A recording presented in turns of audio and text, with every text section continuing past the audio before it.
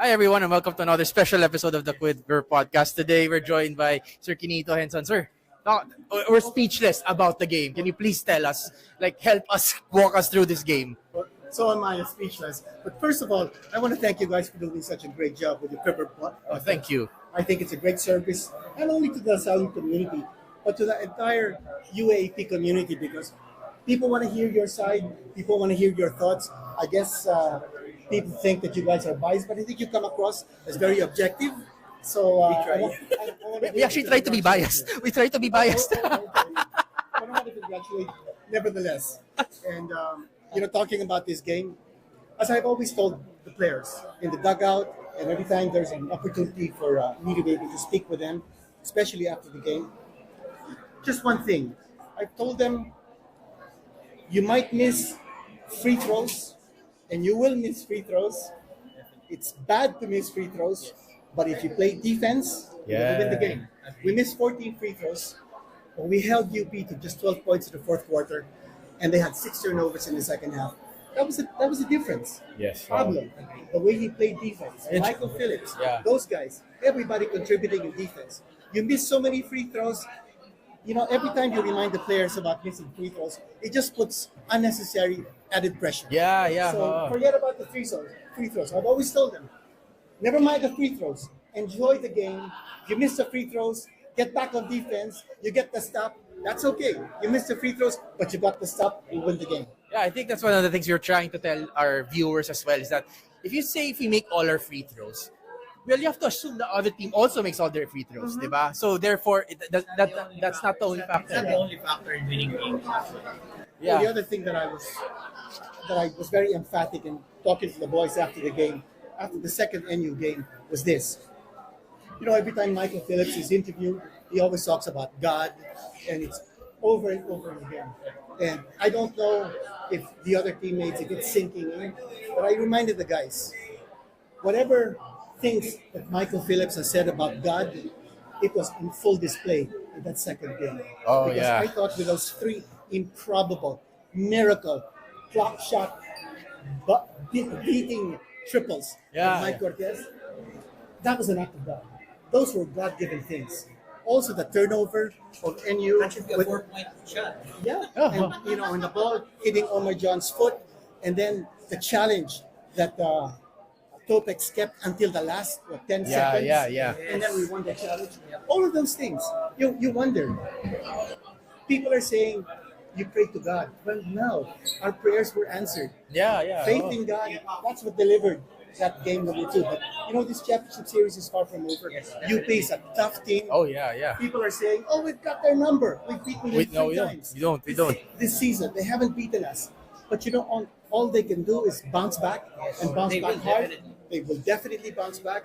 And if you put it to a third game, it's going to be 50-50. So if you're a LaSalle fan, just keep on praying that we make it in the second game. But if you don't make it in the second game, we'll make it in the third game. Yeah, Sir Kinito, I have a question for you. And this is when we just went through our Quiver Quickie. In the last 1 minute, Jacob came back in after almost playing not the entire fourth quarter. We were surprised that he went for a 3. Did you think he would go for a 3 or a 2-point shot? EJ? It depends on what the defense gives you.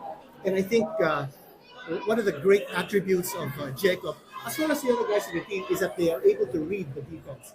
If the defense gives you that kind of shot, he's going to take it. And I thought UP's defense didn't play as hard as the LaSalle defense down the stretch, and that made the difference. Yeah. And finally, we don't do predictions in this podcast. We tried. It has failed so many times. And what's a rallying cry for the community? That's what we want. We want them to come on Sunday and cheer nonstop. So can you help us rally the community? Well, I think it's faith in God. I think if we put our faith in God, live Jesus in our hearts, it's going to carry us through. That's what I said in the locker room. Faith in God delivered that incredible win over NU. That second game was just God-given. And this game is likewise God-given. And that faith in God is going to carry us to the championship. I'm hoping that it happens. But I also want to point out something about this game that just ended. Alarcon had 34 points. So it was kind of like our strategy. Let Alarcon look good. Oh. Let him take all the shots. Let him play hero ball. It's happened to us before. Yeah. Against Jake Figueroa. It's happened to us. No, it's happened to LaSalle. Oh. And some of our players played hero ball. Oo. And, it didn't work. I think that the important thing is to keep that ball moving. You trust in each other.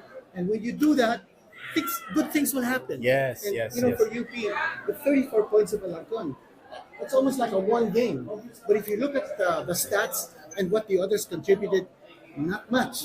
Yeah. And for LaSalle, I thought, while we may not have gotten the kind of balanced scoring, we got the defense. Plus, I also want to be able to say, Lloyd Dungo did not play the Yeah. previous game. Yeah. And he came through. 50 points. Oo. And at the end of the previous game, Kept us practically in the first half. oh yeah, and I went up to Lloyd Dungo and I told him, be ready for that game number 1 because your number is going to be called. And the good thing about our LaSalle team is that any of those guys, their number can be called. Everybody has to be ready. Yeah. They may not be playing this game, but next game, who knows? Mason Amos has been struggling. Who knows? Maybe in game number 2, he's going to explode. Everybody has to be ready because when your number is called, that's it.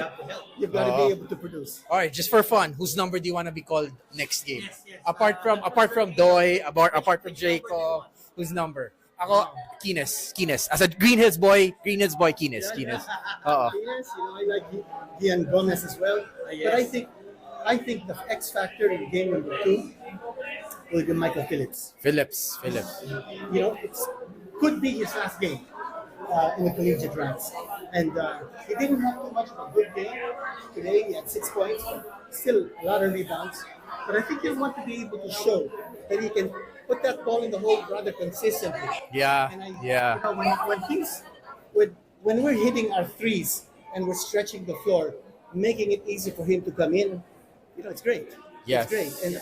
And I thought the way they were blitzing and our pick and roll, it was letting Michael Phillips roll to the basket and leaving Noruka behind.